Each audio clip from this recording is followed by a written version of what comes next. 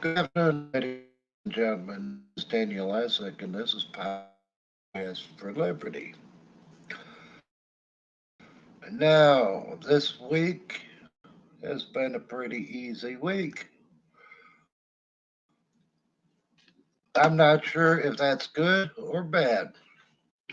There hasn't been a whole lot of news coming in, which means one of two things: nothing going on, or of consequence, or there's a lot of stuff going on in secret. I hope it's that nothing's going on because we'll find out soon enough about what's going on in secret. And to give you a heads up on what we're going to get to, the truth always comes out. Given time, the truth will always win out. It always comes out when you least expect it. And your sin, sooner or later, does get revealed. Whether it's an error in judgment, or fraud, or even a mistake. When you cover things up, when you try to sweep them under the rug, when you try to hide things, you can hide them for a little while. And sometimes they stay hid for quite a while. But eventually, given enough time, something always happens and the truth comes out. What happens much of the time, and this is where criminals fail to realize their own stupidity. We tell on ourselves. We confess sins that we've done years ago in the hopes it doesn't matter anymore because we're tired of deception. Or something happens that brings something up, and we say something that alludes to the truth that we've been covering up. Now, sometimes it takes days, months, and years to keep something hid. Some people are pretty good and have kept their secrets for 10 years or more. But like I said, given enough time, the truth always comes out. Now, many of us hope that our will stay safe as long as we live. And sometimes that may be true. But just keep in mind, the truth will always win out in the end, even if you die beforehand. Hence the terms, do not speak ill of the dead. They committed a sin, they need to atone for it before God. We all have enough sin to atone for it before God. And I thank God that we have a forgiving and loving Creator that loves us, each one of us, and is willing to forgive us our sin. He sent His Son to die for our sin. We may have life and have life with.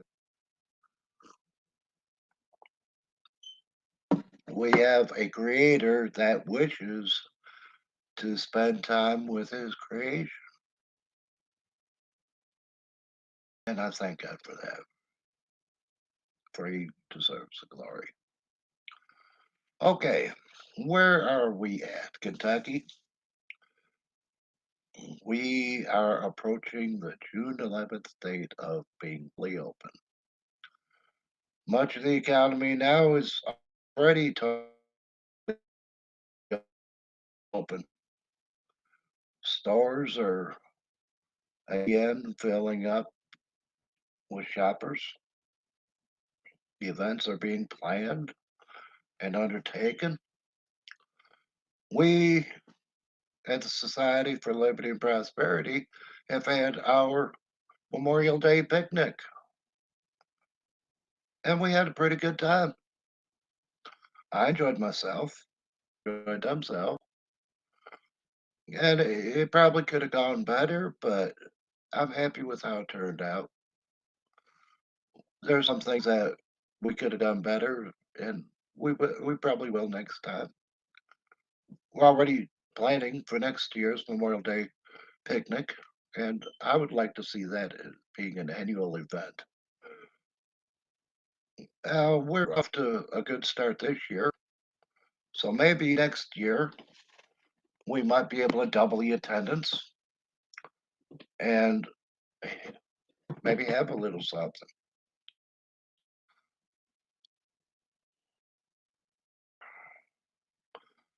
Now, Society for Liberty and Prosperity is still sponsoring Podcasts for Liberty, but requests some help with that. So therefore, we're going to open up a limited amount of time to advertisers. If you have a business or an organization that you wish to advertise with us, consider a corporate sponsorship.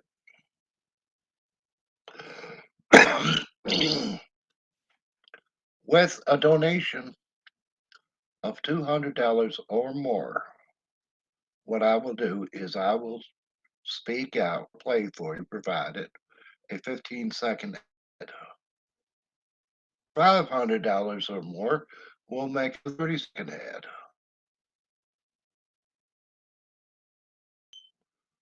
And for $1,000 or more, we will do a full minute. And what we'll do is for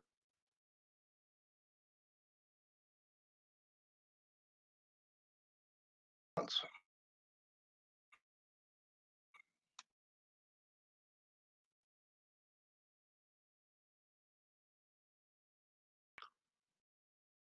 We will we put your ad online for 3 months.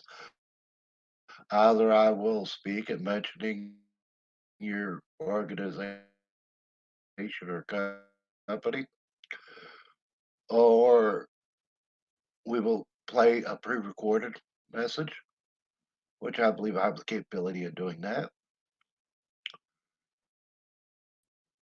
And we will take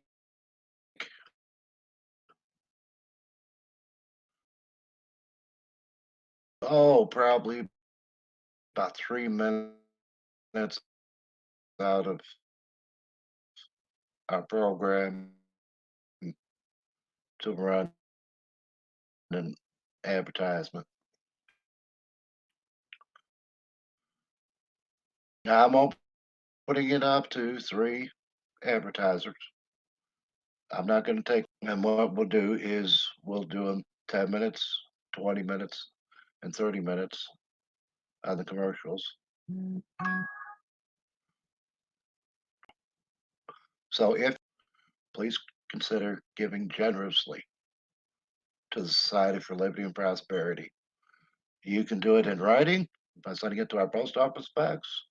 You can do it online using our donations page, or you can just give me a call. Phone number is on the website. I'll be happy to, for a major donation, I'll be happy to come pick up. Like I said, 200, 15-second, 500, 30-second, and 1,000 for a full minute. You know, I'd say those are prices for what I need to do. I believe that it should be. I believe that is what is fair and balanced. If other ideas, is, I'll be happy to let you share them with me, and then we'll bandy it about.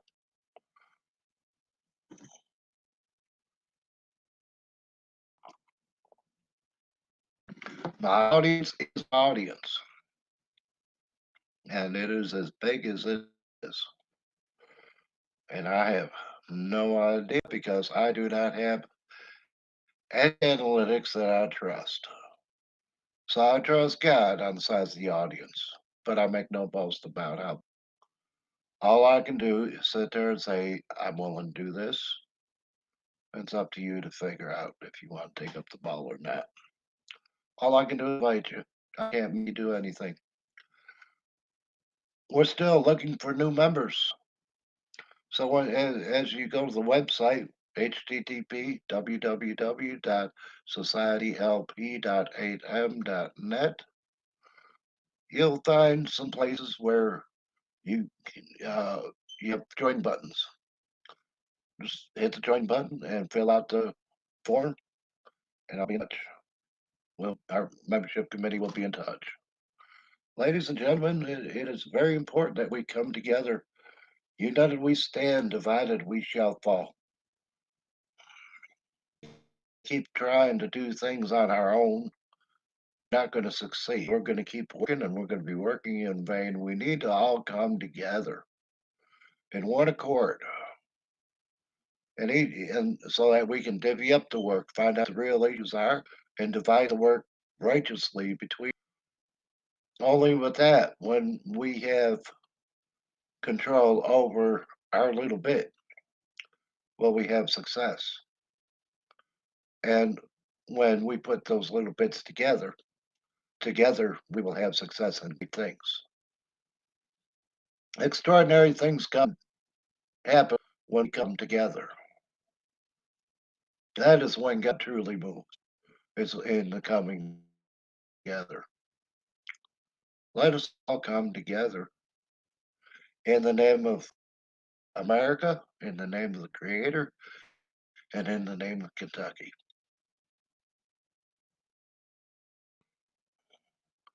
Let us make sure we elect good people to office. Let's see if we can find these good people and try to put them up as candidates. Next to the Senate race is coming up. Dan Paul comes up for re-election. Already he's opening up his town halls, and he's what I'd like to do is be able to assure him of a good audience, and then I'd be happy to arrange a visit from Dr. Rimpo ahead of the election. I know I may decide to sponsor an event, fundraising event, uh, sometime during the election cycle. I would like to sponsor a debate between the candidates. And according to my understanding of election law and nonprofit law, I believe if I were to sponsor a debate, that would be permissible because I'm not endorsing any candidate for office. As long as I treat them all equally and make sure that they're all treated equally, not a problem.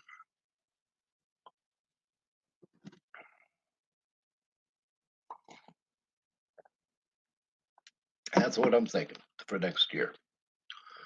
Now, what am I thinking for the rest of this year? Well, I'm already finding out that my words are being returned and we are being mildly successful in getting the word out about Facebook's censorship. Unfortunately, Facebook is doubling down on their censorship, taking the issue of banning Donald Trump and turn around and say, no, this is not a permanent ban, but what we're going to do is we're just going to keep him out for another 2 years. And then maybe we'll let him back. But they're being very indefinite about that. I think what it is that they're getting caught in their own stuff. Now, I'm currently in communication with Mitch McConnell, Rand Paul, and Hal Rogers, and I'm preparing a bill. I don't know how much weight it'll really carry, but that's if we can get it passed. But what it does is it makes determination that Facebook is a publisher, not a platform. Facebook is indeed a publisher because they are censoring to their own views. They are putting forward their views, so therefore they are being an advocate. They're not being an advocate for the people, they are being an advocate for the enemy of the union. They are squelching the voices of liberty and freedom. They are squelching the free voices of those who love their liberty and love this country. And they are amplifying the voices that seek to enslave us, to kill us, to destroy us. The same people that are ravaging St. Louis, Portland, San Francisco, elsewhere, are the same people that Facebook is promoting. Facebook is still promoting that there is absolutely no voter fraud happened in 2020. And they are squelching and destroying all contrary voices. And really, we cannot, there is no way we can let that ride any longer. My words are coming back. They're being heard. They're being heard in the right places. Like I said, I don't know how much bill will last. It may just get a ceremonial thing, which holds absolutely no weight, but at least it's something. At least it's something. Uh, I'm sorry about my phone ringing. Thing is, I'll have to call him back, which I could just screen the call or do something with it, but that's okay. Uh, I'll call them back after the podcast and see what they want if they want something. So, or they'll leave a message, and that way I'll know who it is, and then maybe I can call them back on Monday. After all, Monday through Friday is the work week. This podcast is my labor of love. I get back to my community and society at large and my country.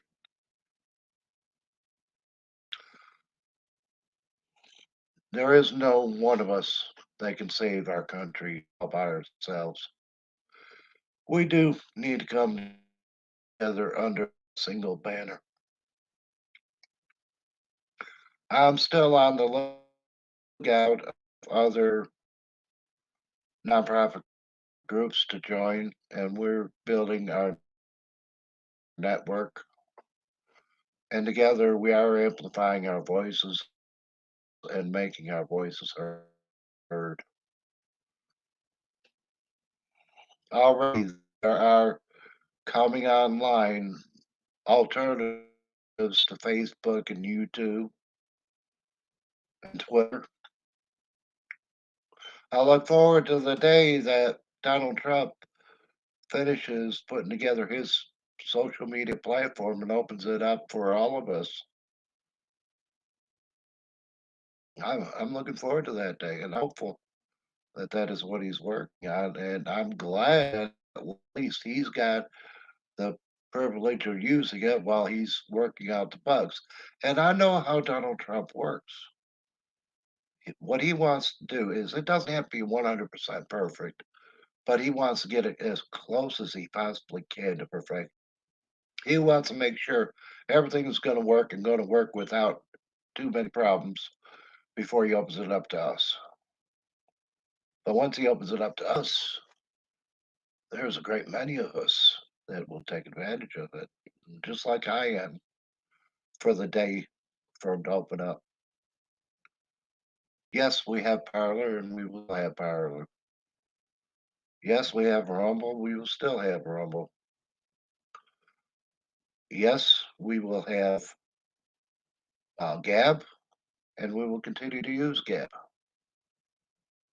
But the thing is America First social network, when it comes online,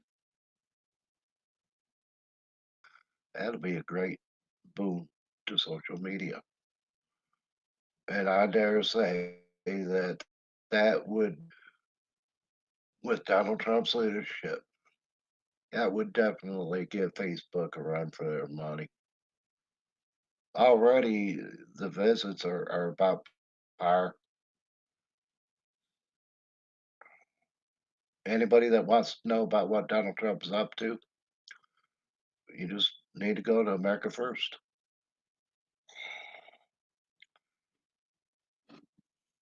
You can also go to the desk of Donald J. Trump, and you can use that to get to it. It's on most of the search engines. Well, maybe not Google. I haven't seen it on Google yet, but I haven't looked. Be there. Happy. I'm not going to make any sedition out of the way because I haven't looked. But how I found it was I went to the desk of Donald Trump, and then I found it from there. There's a link right straight over to it. So, and then I found it in Bing, I think it was.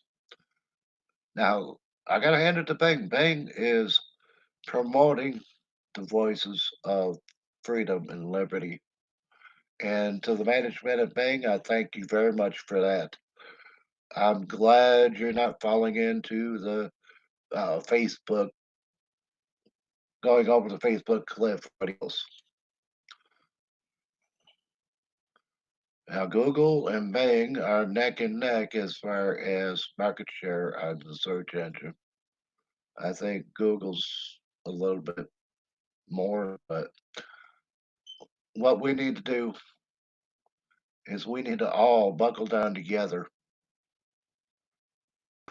and fight this infringement of our First Amendment rights. Now, here's what I propose.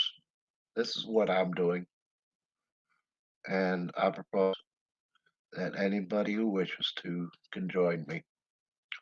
I'm not going to tell you to do it. I'm not going to tell you not to do it. But what I'm going to do is I'm going to tell you what I'm doing, and I'm going to invite you to join me. And whether you join me or not, that is between you and God. And hopefully, if enough of us are doing it, Google, Facebook, YouTube, and all the rest will sit up and take notice because they'll be sitting there saying, my God, what is going on here? We're not making any money. Now, here's what I'm doing Google, Facebook, and YouTube all have free services. We need to take advantage of those free services as much as we can. In so doing, we're going to drain their financial uh, wherewithal. As far as advertising or ways that they make money, we avoid that. They call it a boycott. Yeah, well, no, we're not going to money on Google. We're not gonna spend money on Facebook, and we're not gonna spend money on YouTube. Now, Instagram is part of Facebook now, so we also have to extend that out to Instagram, to uh, the other of Facebook. Now, I've got a pretty good list of who that is, and I'm thinking about putting it on the website. And if you know about any other companies that I don't have or you don't think I have, shoot me an email. I'll be happy to add it to the list. Um, this is for the affiliates. And we're adding to that list Coca-Cola because they're working against the cause of liberty. They're working for the enemies to the union. And they're not alone. There are other companies too. All these companies that are working for the betterment of the enemies to the union, they don't need our money. They're getting enough money from Joe Soros.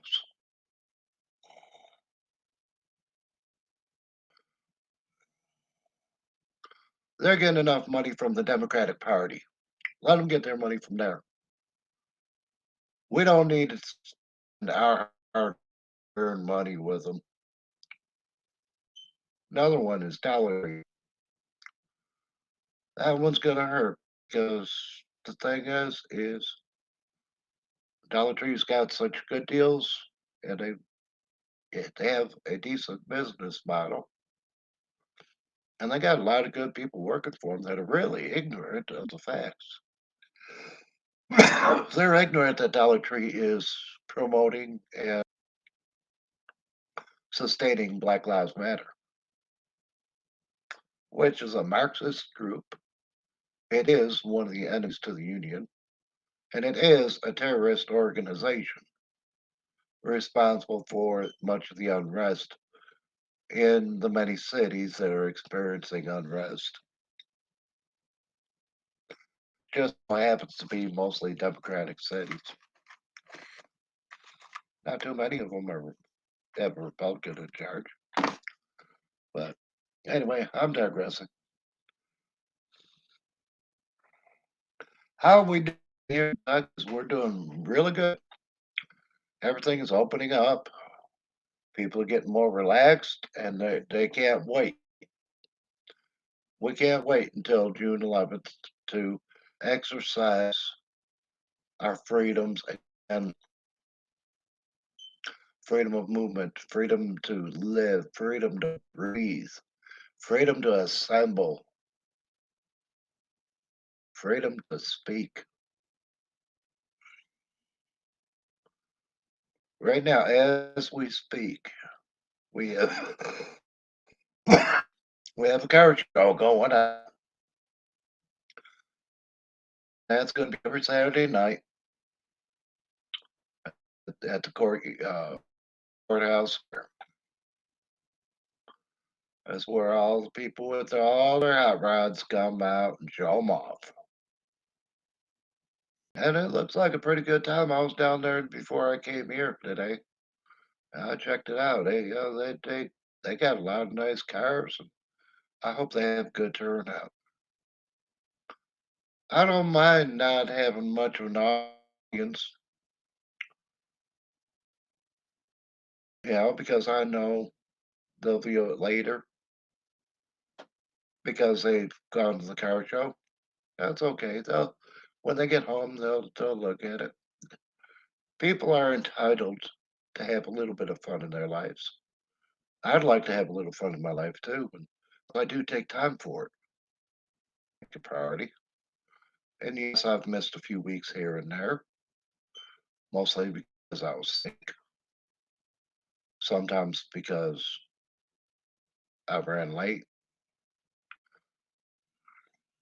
Sometimes because I got too busy. Now, I do hope I'm get my schedule straightened out enough so that I'm not overwhelmed because I need to look after my own self-care and I need to keep on top of it. For those of you that know,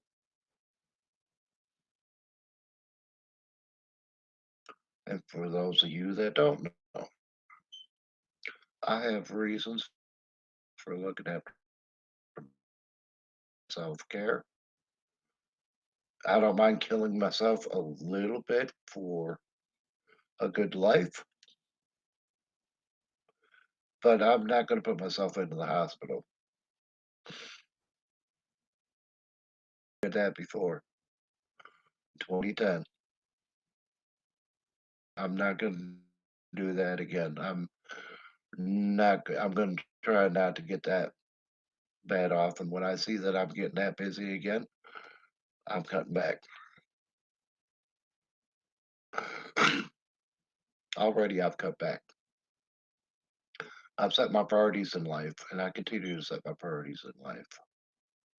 And I'm taking a look at the opportunities that I have before me, and I'm selecting from those opportunities that I want. I'm hoping that the money's going to match the effort so that I can pay my bills. But I trust in God. The money will come. I know it will. Sooner or later, the money will come. And I'm so glad to see Kentucky opening up. Very few places are mandating the mask because so many people are vaccinated. And the ones that are mandating masks are sitting there being sane about this.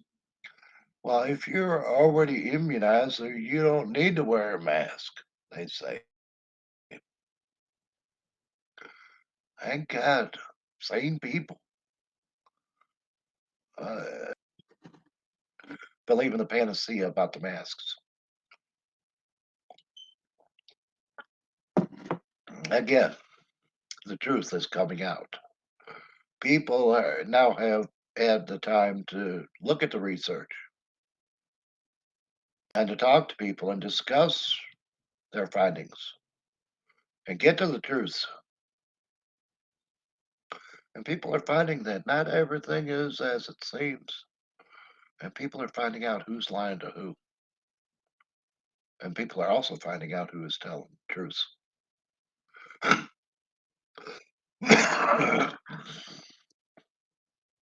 I endeavor to tell the truth in all things.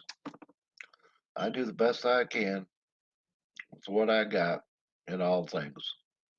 And I try to be successful because only in the truth can you truly be successful. And success is a fleeting animal. So as you think you got it, it gets away from you. Then you got to chase it again. Got to be like the cat with the mouse. Catch it, let it go, catch it again. Play with it for a little bit. And then when you get it good and tired, then eat it. That's the that's the way to do things.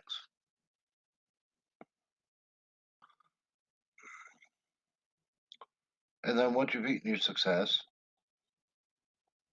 you don't rest on your laurels. What's the next thing to do? Chase after that success.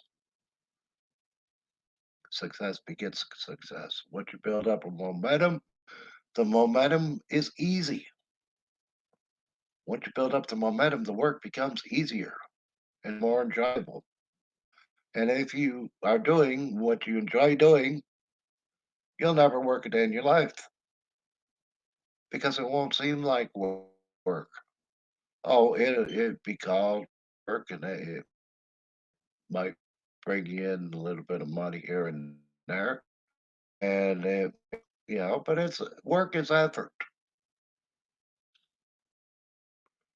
Work is the amount of effort expended to complete a task. That's what work is. We all work hard with what we do, even if all it is running our own household.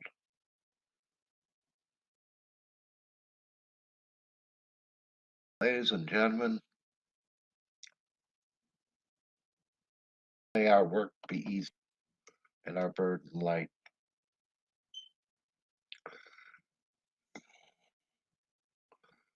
Okay,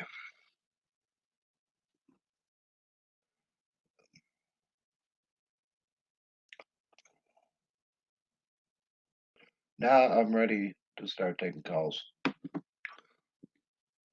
The phone lines are open 606 545 2019. You call now and you'll be able to get through. I'm looking forward to speaking with you. And the one that called earlier, I'm sorry I wasn't. If you were trying to call in on the show, I'm sorry I wasn't ready at that point, but I'm ready now. Try calling again. I'll be answering the phone.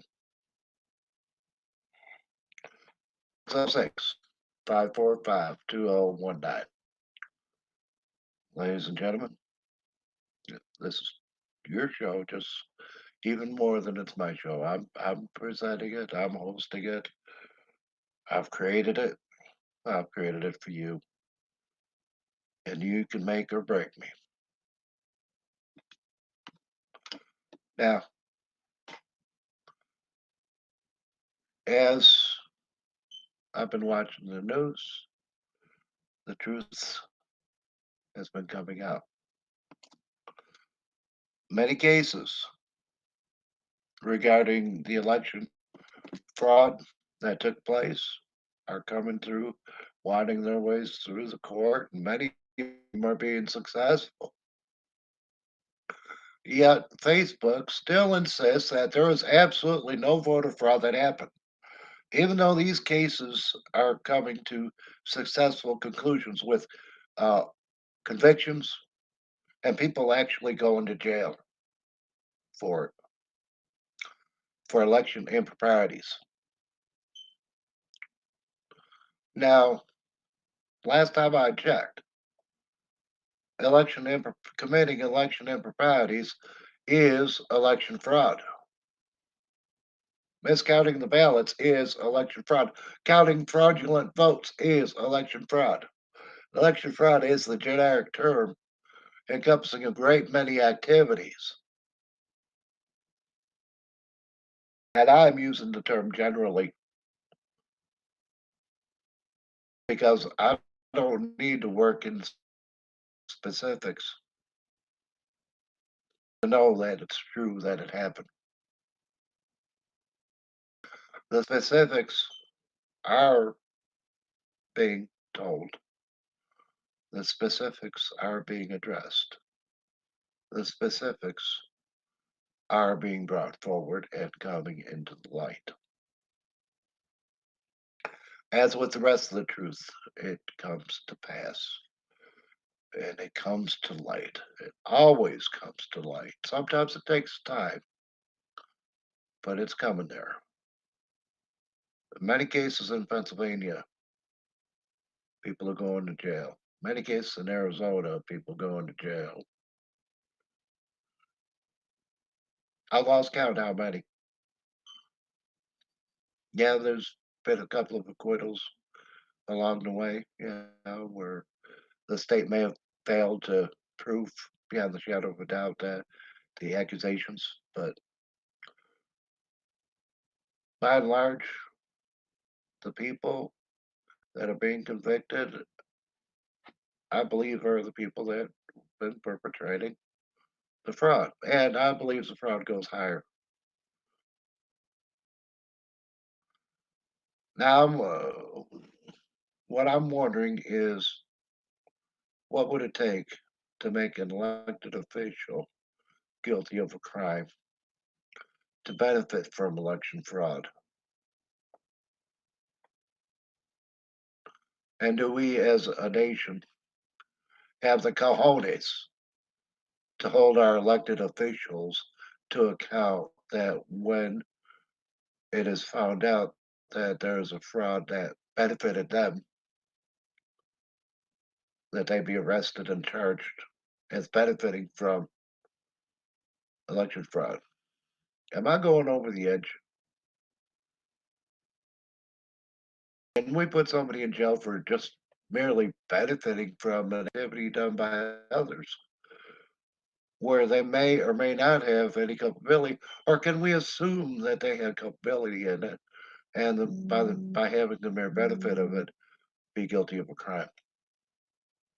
Am I going out of bounds on that? Am I asking for too much? I don't know. These are some of the questions I'm wrestling with,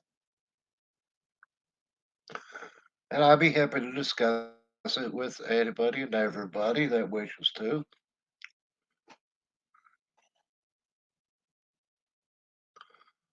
That's the difference between me being a conservative and the liberals. Liberals don't want to debate. Me, I want to check myself to make sure that it's so. But the liberals, they want what they want and they don't care how they get it. They don't care anything about being righteous or even being nice or even being civil. And they will shut down all opposition, whatever it takes. I welcome the voices of the opposition. Keeps me on my toes, keeps me honest. The liberals don't know what honesty is. I can't believe they know what honesty is, for they tell so many lies. And they tell so many lies that they cannot be believed. And when they do tell the truth, it's tainted with the deception of other statements, of other facts, not evidence, of their delusions, if you will.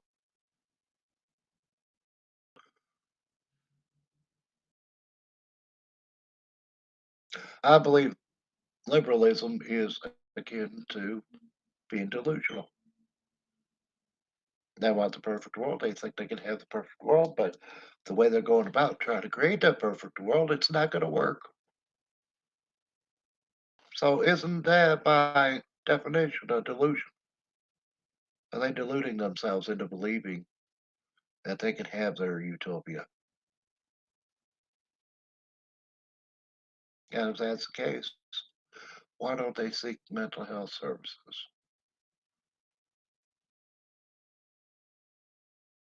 Now, at our last meeting,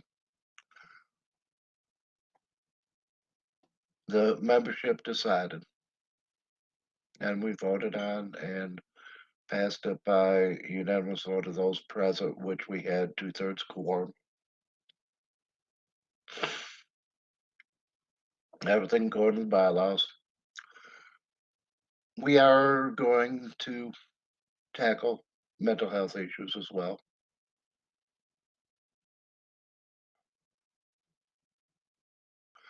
One of the mental health issues we're going to try to tackle is promoting holistic care.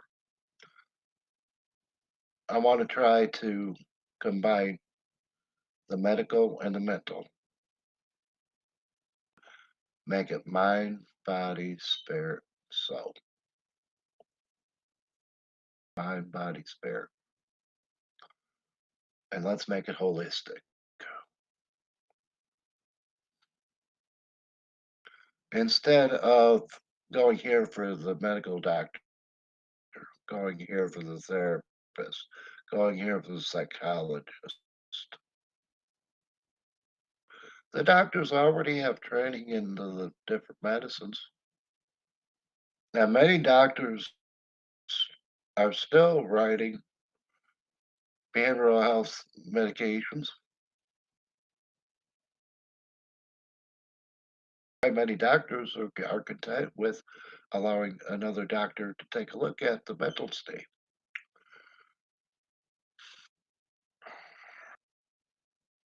Most clinics are joint practices. You have three, four doctors, five doctors getting together. So what I'm proposing is let's let one be medical, one be behavioral health, one, and let's empower both sides of the coin. And I'm looking at the law, and so far I haven't seen anything that bars it. But what they do have to do is they do have to be in compliance with both sides of the law. And I'm seeing a lot of commonality between the two. So it's just a matter of figuring out how to do it. And I think I'm learning a little bit about how to do it. And I believe I'm learning enough that I could be maybe a halfway fair consultant in doing it. But let's bring the physical health and the behavioral health both under the same roof. And let's deliver this holistically. It would go a long way to preserving confidentiality, and it would go a long way to promoting good health for all.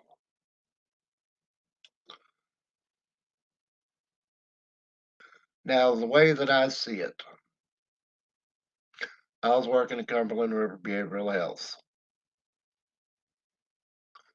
and I've recently resigned Cumberland River Behavioral Health, where I worked as a peer support for 7 years. In the beginning, peer support was going strong, and it was a good thing. But after about 3 to 6 months, I think it was close to 6 months and 3 months, a small cadre of therapists who wished to continue with the clinical model weren't willing to go with the person-centered model, and they put out a bunch of lies about peer support.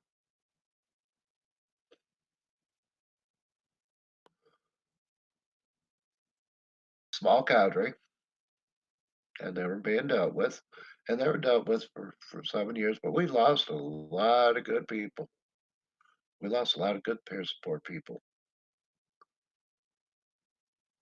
And that settled down after about 3 years, and then kind of went blank a little bit. But now it's rearing its ugly head again. With COVID, they've cut back. Now, since COVID, they're cutting back again. Now, I'm told that they're going to hire more peer support specialists, but they're not bringing any of them back that worked there before.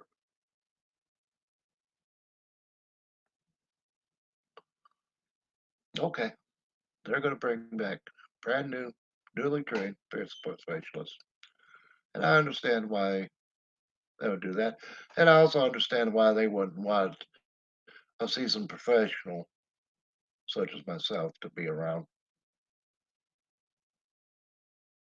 I kind of understand that.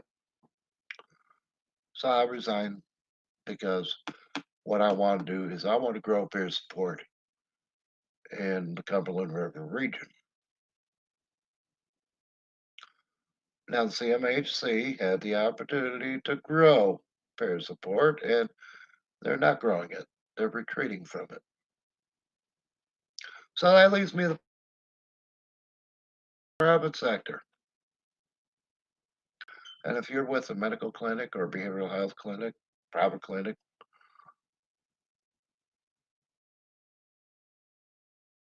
send me an email. Let me know where you're at. I have some presentations to give you, and we'll be able to sit and talk about setting up peer support. And if you have a If you're a medical clinic that is unsure about creating behavioral health section, we can sit and talk about that.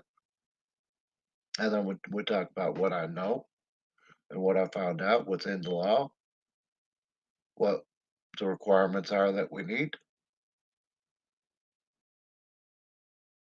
And, we'll find out your comfort level. What, how much risk are you comfortably willing to take on? Because I know nothing in this life is without risk. You're always risking something. We need to keep the risk manageable, and we need to be willing to take the risk. And we can talk about that. Just drop me a line at Daniel at societylp.atom.net. That's my email. That's society. If you want me to give you the peer support introduction, I'm ready, willing, and able to do that. I have a peer reviewed presentation to give. Drop me a line and we'll discuss when come over to your facility and give you the introduction to peer support, absolutely free. And then we'll sit and talk about me coming on board as a consultant, what it's going to take, what you're comfortable with.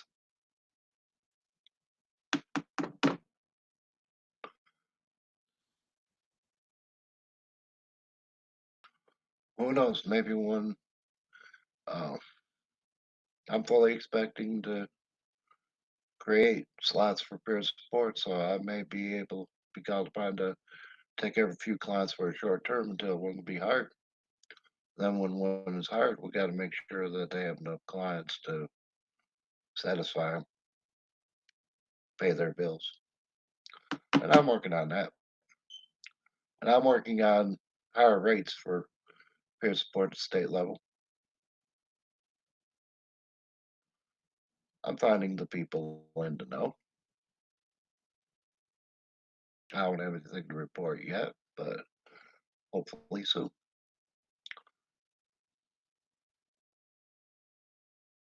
Medical and mental health, they need to be, they're parity issues.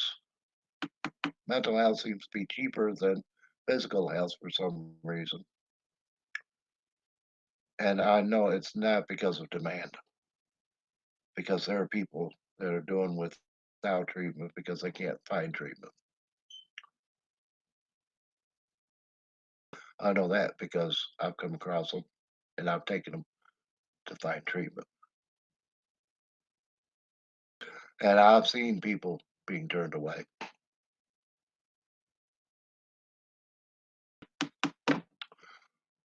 Doesn't make any sense.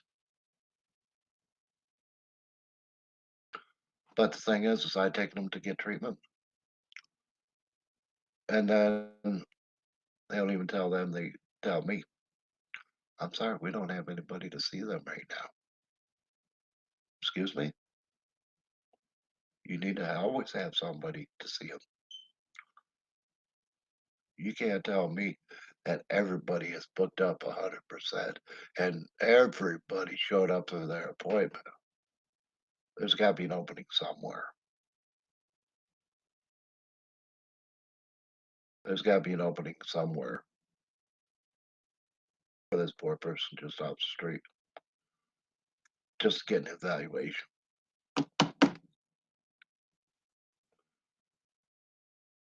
It's so nice that if I take them to one place and they get turned down, I can take them to another place and have them seen.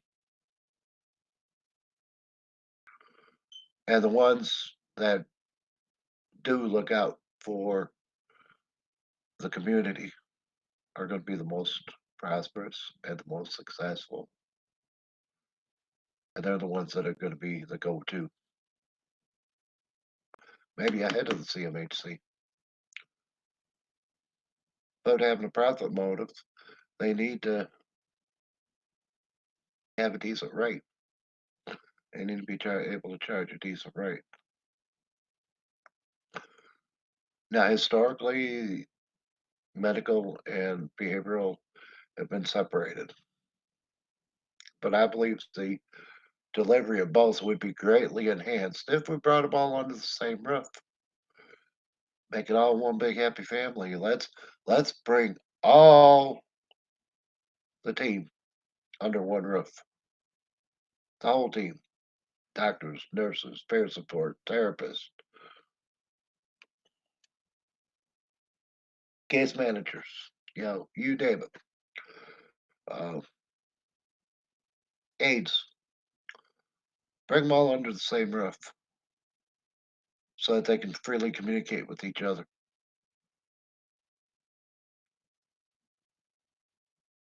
And then let's all have a staff meeting, well, maybe once a month, and discuss everybody on the caseload for the next month.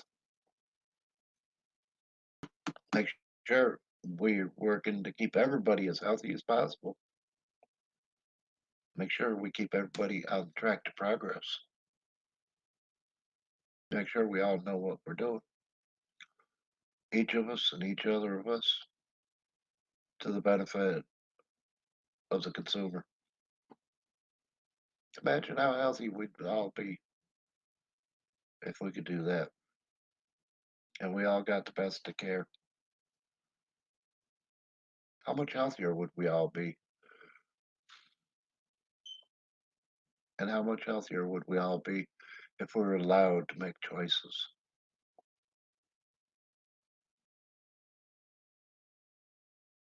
Yes, good health care is not cheap. And I don't even pretend to know how the economy of insurance works. I have a vague idea of how economies of scale work, but I don't know how insurance companies work. I don't, according to my experience, the healthcare that I get, I wouldn't even begin to be able to afford it.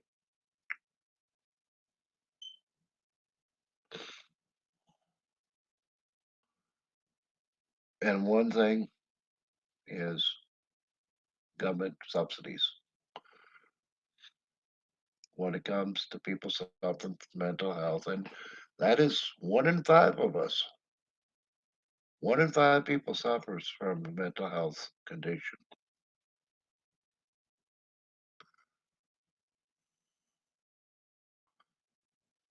When it's debilitating, it needs to be addressed, and it needs to be addressed for life.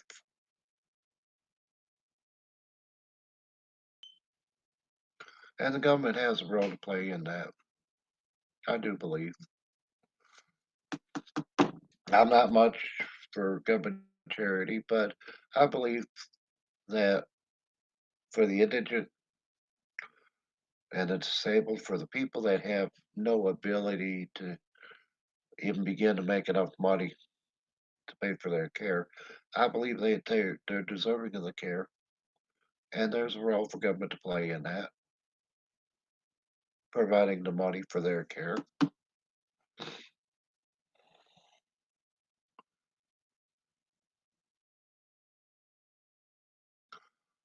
And right now, the way the insurance companies are going, I don't know how the insurance companies are making a profit, but apparently they are making a profit. And I don't begin to even try to understand how they're doing it, but somehow they're doing it. And they know what they're doing.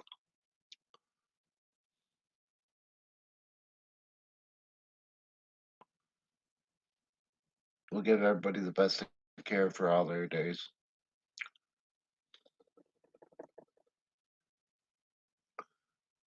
And I believe that is a blessing of God. And I believe that is one reason we're blessed with such a great nation. But we need to be sane with what we spend money on.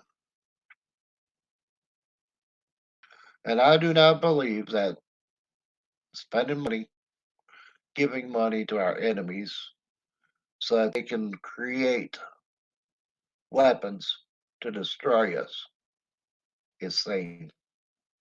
I think that's tantamount to suicide. And here, Joe Biden negotiating with Iran, giving them money. Joe Biden negotiating with China, giving them money. Joe Biden negotiating with Korea and giving them money.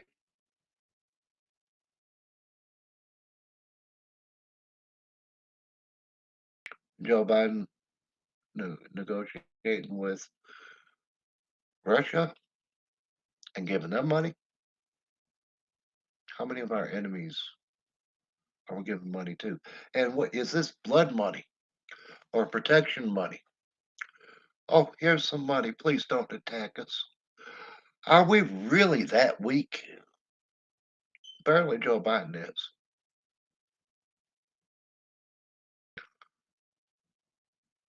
Donald J. Trump wouldn't be caught dead talking like that. Donald J. Trump sit there and say, "Oh, well, you've been getting money from us for all these years. I'm going to take that money away unless you straighten up."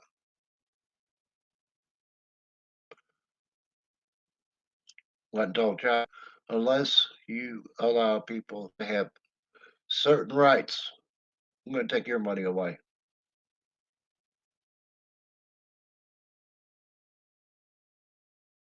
Joe Biden wants to give it to him.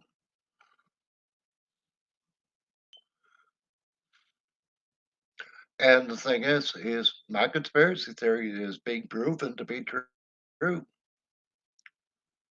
Now, my conspiracy theory was that the coronavirus was originally concocted by the United States. It was a naturally occurring virus, but it was concocted by the United States as a biological weapon. And then back in the 80s or 90s, when we decided as a nation to stop working on biological weapons, it was sold to the Chinese. But yet, it is being the truth is coming out that Fauci's department in the government indirectly gave ties to the lab that was creating and making more potent the virus. That was weaponizing the virus out there in China.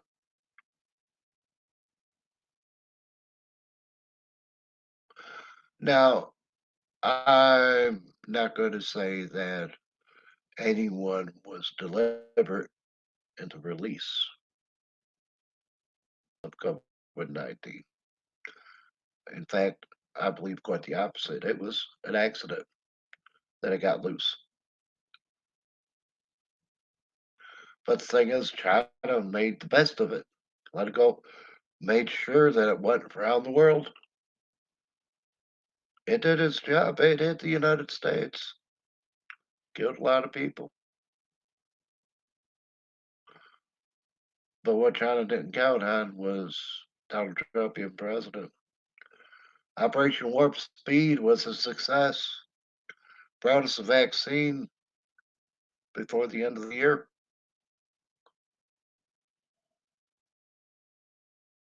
Before the end, before the end of the year, because it was let loose in March of 2020.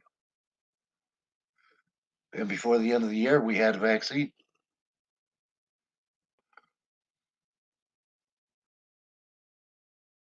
And early in January, we started distributing it while Donald Trump was still president. Joe Biden wants to take credit for it all.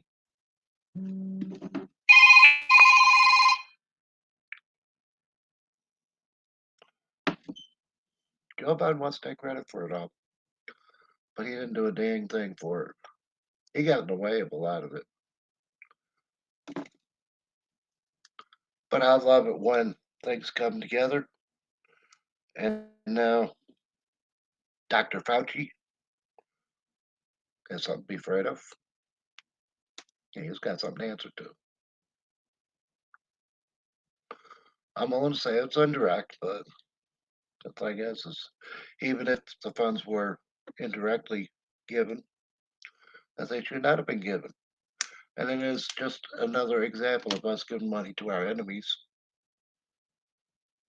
so that they can seek the means to destroy us. And I don't care what secrets were being shared.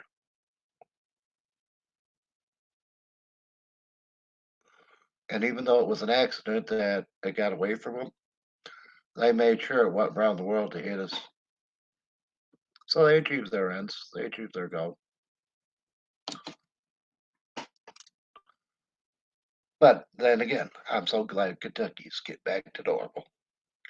Till next week, this is Podcast for Liberty. Thank you.